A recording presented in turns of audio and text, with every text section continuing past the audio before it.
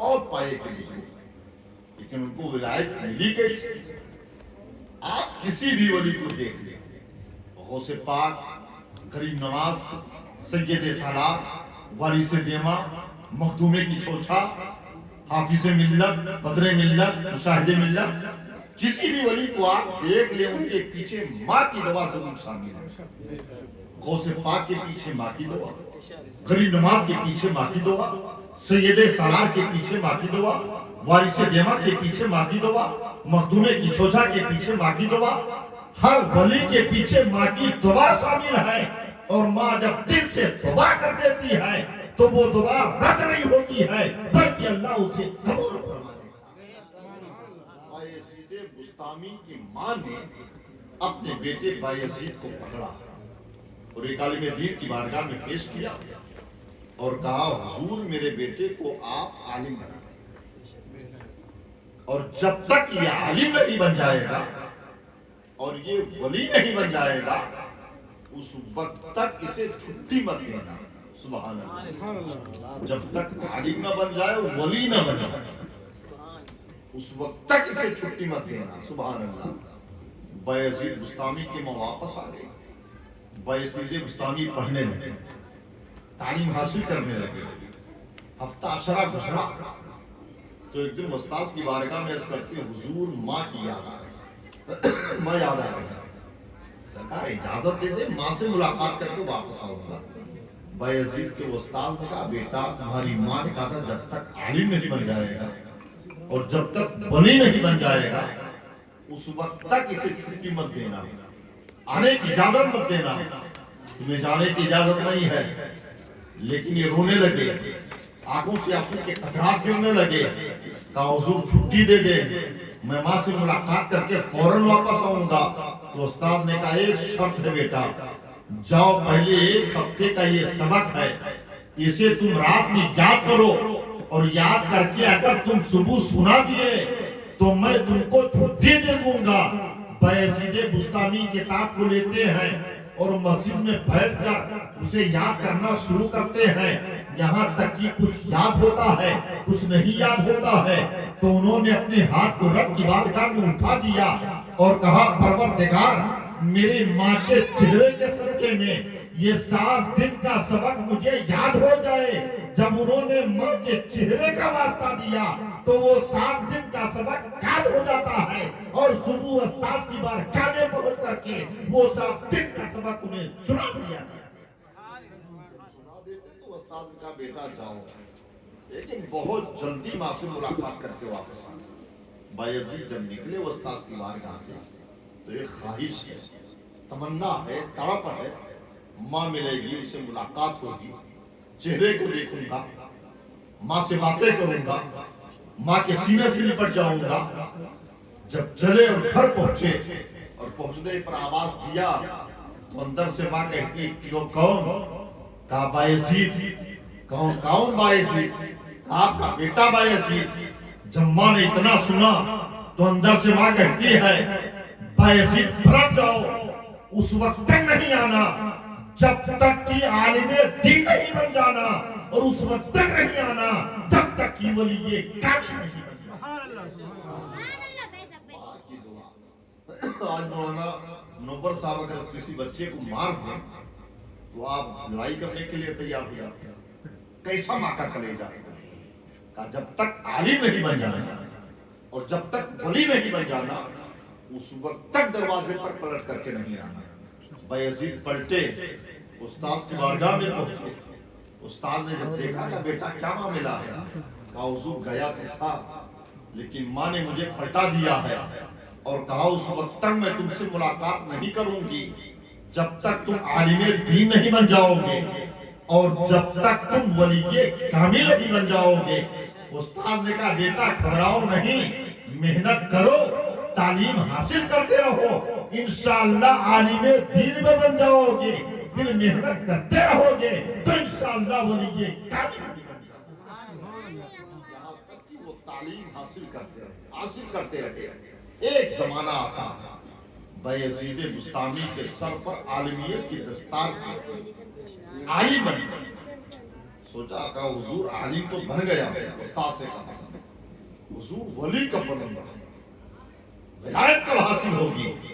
تو استاد نے کہا بیٹا گھبراؤ نہیں, انشاءاللہ ایک زمانہ آئے گا عالم دین تو بن چکے ہو, اور ایک زمانہ آئے گا تم اللہ کی مکمل بنی بھی بن جاؤ. اسی لیے میں کہتا ہوں مسلمانوں, اللہ کسی جاہل کو ولی نہیں بناتا, پہلے اس کو علم دیتا, علم کے دولت سے مالا مال کرتا ہے, پھر اسے ولایت دیتا ہے. آج ہماری قوم کا کیا حال ہے, 18 انگوٹھی پہن لے وہی سب سے بڑا ولی ہے, بڑا بڑا جھوٹا رکھ لے وہی سب سے بڑا ولی ہے. مسلمانوں, انگوٹھی کا نام ولایت نہیں ہے, چھوٹا اور چھوٹا کا نام ولایت نہیں ہے, بلکہ ولی عالم دین ہوتا ہے, چاہے وہ مدرسے میں حاصل کرے یا پروردگار ویسے اس کے سینے میں ڈال دے. ولی کے لیے عالم ہونا ضروری ہے. پہلے جب کسی کو اللہ ولایت دیتا ہے اس سے پہلے اسے عالم دین بنا دیتا ہے. اور اسے پاک کتنے بڑے عالم ہیں, اسے پاک کتنے بڑے ولی ہیں, جتنے ولی ہیں پوری دنیا میں سارے ولیوں کے سردار بڑے پیر دستگیر ہیں کہ نہیں؟ سیدنا شیخ عبد القادر جیلانی, لیکن اپنے زمانے کے بہت بڑے عالم دین بھی تھے.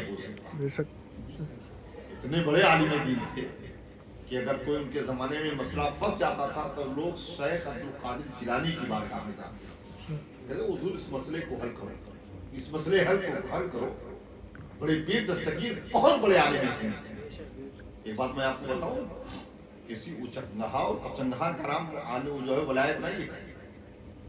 غوث پاک سرکار کے زمانے میں بھی ایک اللہ کے ولی ہیں, بہت بڑے محدث ہیں, جن کا نام ابن الجوزی, بہت بڑے محدث ہیں. ابن الجوزی بہت بڑے محدث ہیں, لیکن ان کا معاملہ کیا تھا, ان کی تنقیدی نظر تھی. ہر آدمی پر وہ تنقید کیا کرتے تھے. بھائی کچھ لوگوں کا معاملہ ایسے ہوتا ہے, وہ آدمی ایسا ہے, وہ ایسا ہے, وہ ایسا, ہر آدمی پر تنقید کیا کرتا ہے, تو ان کی بھی تنقیدی نظر ہے. وہ غوث پاک سرکار بھی پر تنقید کیا کرتے تھے, یہاں تک کہ انہوں نے تو امام بخاری کے غلطیوں پر ایک مکمل کتاب لکھ ڈالی. اتنے بڑے محدث امام بخاری, ان کے غلطیوں پر بھی ایک مکمل کتاب لکھ ڈالی ہے کہ امام بخاری نے یہ غلطیاں کی ہیں, یہ غلطیاں کی ہیں, یہ غلطیاں کی ہیں. تو غوث پاک سرکار کو بھی وہ برا بھلا کرتے تھے, ان پر بھی تنقید کیا, وہ ہوا والے ہیں, خانقاہی آدمی ہیں, یہ ہے وہ. غوث پاک سرکار کے ایک چہیتے مرید تھے جن کا نام شیخ ابو العباس تھا. انہوں نے دیکھا یار ہمارے پیر کو یہ الٹا سیدھا کہتے ہیں, تو شیخ ابو العباس نے کہا یار ابن الجوزی کبھی آپ نے غوث پاک سے ملاقات کی ہے؟ تو الٹا سیدھا کہتے ہی ہو. کبھی ملاقات تو نہیں کی. کہا چلو ایک بار غوث پاک کی بارگاہ, ایک بار چلو تو نہ میرے غوث کی بارگاہ میں, دیکھو غوث پاک کی شان کیا ہے. وہ جا نہیں رہے تھے لیکن زبردستی کو پکڑ کر لے کر کے گئے. لیکن سبحان اللہ وارے میرے غوث, جب میرے غوث کی محفل سجتی تھی اور میرے غوث تقریر کیا کرتے تھے تو ایک نہیں بلکہ 70 ہزار کا مجمع ہوتا تھا, اور جو سامنے والا سنتا تھا وہی آخر میں بیٹھنے والا بھی سنتا تھا.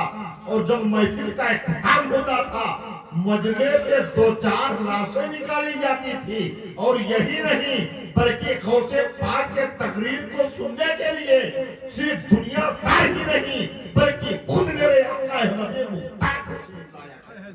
سبحان اللہ. آقا کی آمد ہوا کرتی تھی. ایک مرتبہ غوث پاک تقریر کر رہے تھے, اور غوث پاک کے ایک چہیتے مرید ہے جن کا نام علی بن حیتی ہے, سامنے بیٹھے وہ سن رہے تھے. سنتے سنتے میرے غوث تقریر کر رہے ہیں, سنتے سنتے علی بن حیتی پر قنوت کی تاریخ میں سو گئے, اور جیسے آنکھ بند ہوتی ہے تو میرے غوث بھی اپنی تقریر کو بند کر کے علی بن حیتی کے سامنے نیت باندھ کر کھڑے ہو گئے. بعد ایسے نیت باندھ کر کھڑے ہو گئے. اب پورے مجمع پر سناٹا طاری ہے کہ آج پیر مرید کے سامنے نیت باندھ کر کھڑا, معاملہ کیا, وجہ کیا ہے. یہاں تک کہ جب مجمع کا اختتام ہوتا ہے تو لوگوں نے غوث پاک کی بارگاہ میں معروضہ پیش کیا. حضور علی بن حیتی آپ کے تقریر کو سنتے سنتے سو گئے, تو آپ بادب ان کے سامنے نیت باندھ کر کھڑے ہو گئے. معاملہ کیا ہے, وجہ کیا ہے. تب میرے غوث فرماتے ہیں علی ابن حیدی سے پوچھ لو.